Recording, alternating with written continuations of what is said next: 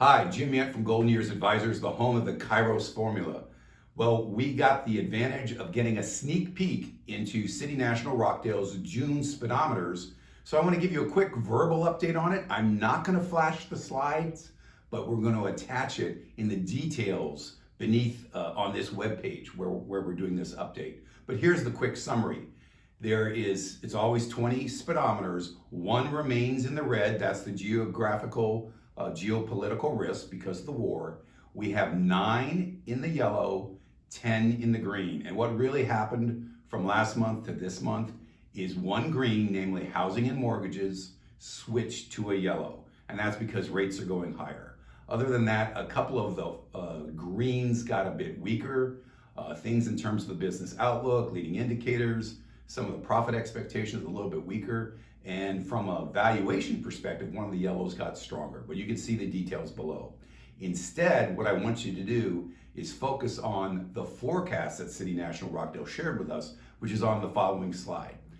What we're trying to get our clients to understand is we are on this chart, that blue dot, which is the US. The US economy is coming out of COVID. It's in that 2021 to 2022, and economic growth is absolutely slowing.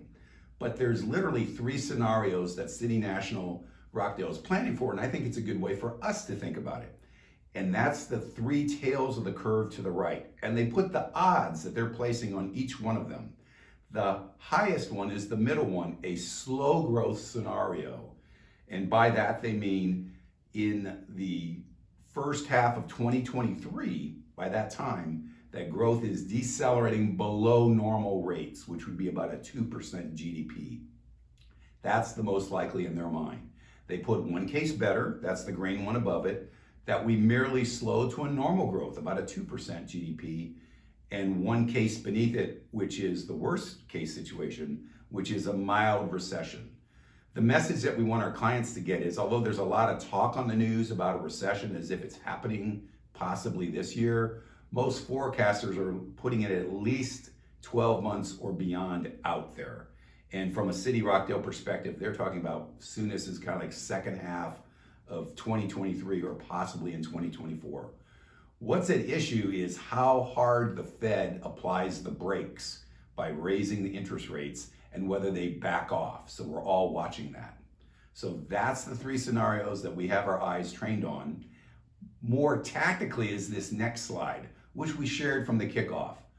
Our whole concern since the beginning of the year is that there'd be a lot of volatility entering the year and a rough patch. Well, the rough patch we hit instantly, and who knows, we've had 7 negative weeks of the S&P. It's been a long time since the S&P's been negative for 7 weeks, but this week, the week we're in, right now we're recording this on May 27th, it looks like we might have our first positive week of the S&P in over 7 weeks. So we're watching for where that bottom is.